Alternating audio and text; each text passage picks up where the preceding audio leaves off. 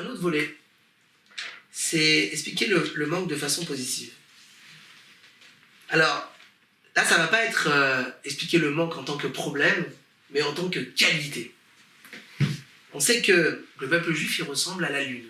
De la même façon que la lune, elle a un cycle, et que les 15 premiers jours du mois, la lune va grandir, et les 15 jours suivants, eh bien, elle va diminuer.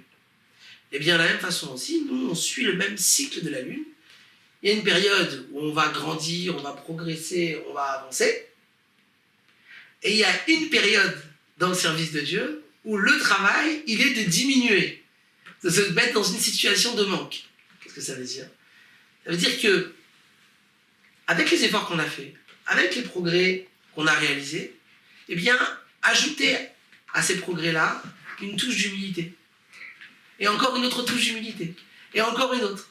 Et encore une autre. Jusqu'à ce que, comme la lune, elle disparaît, jusqu'à ce qu'on se sent complètement rien, même pas comme un point lumineux, lorsque la lune, lorsque c'est le nouveau mois en hébreu, la lune n'est plus là. Après, elle réapparaît de nouveau. Et donc ça, c'est vraiment le manque, mais le côté positif du manque. On le voit également dans une histoire aussi entre le roi David et le roi Shaoul, donc Saül, où on voit que lorsque, dans les prophètes, on raconte le conflit qu'il y avait entre les deux, puisque Shaoul voulait tuer David, il était jaloux de lui, il savait il se doutait que ça allait être lui le prochain roi, et depuis que David avait battu Goliath et qu'il était devenu le héros de tout le pays, et que les gens félicitaient plus, donnaient plus d'honneur à David qu'à Shaoul, donc sa jalousie a atteint un niveau extrême, il a décidé de le poursuivre pour le tuer.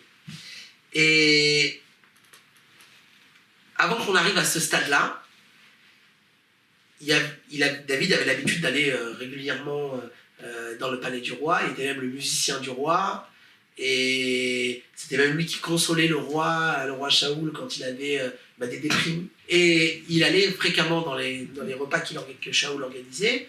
Il y avait tous les mois un repas, donc le repas de Rosh Chodesh du premier jour du mois. Et comme David, il sentait quand même que Shaoul ne l'aimait pas, il s'est confié au fils de Shaoul qui est Jonathan,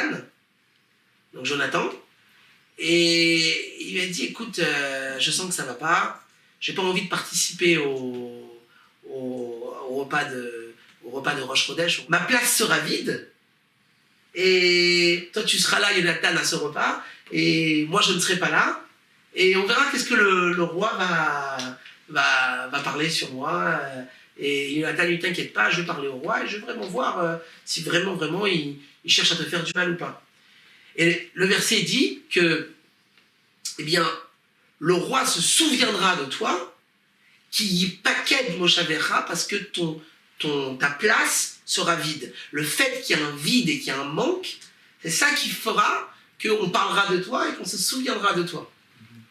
Alors, c'est-à-dire que le manque va amener quelque chose de positif. Ça va éclaircir une situation et on va maintenant, on va en parler et puis on verra, on aura les choses claires et à ce moment-là, Jonathan transmettra les informations à David. Est-ce qu'il faut vraiment s'enfuir et se cacher, ou est-ce qu'il peut continuer à fréquenter le roi ou pas? Donc là, on voit l'idée positive que un manque va amener quelque chose de positif. Comme l'histoire de la lune, où la lune diminue, eh bien c'est justement un travail qu'on doit faire sur soi, de se sentir manquant, et c'est en se sentant manquant, eh bien qu'on va faire un travail qui va avoir un renouveau, comme la lune qui se renouvelle, quelque chose de nouveau.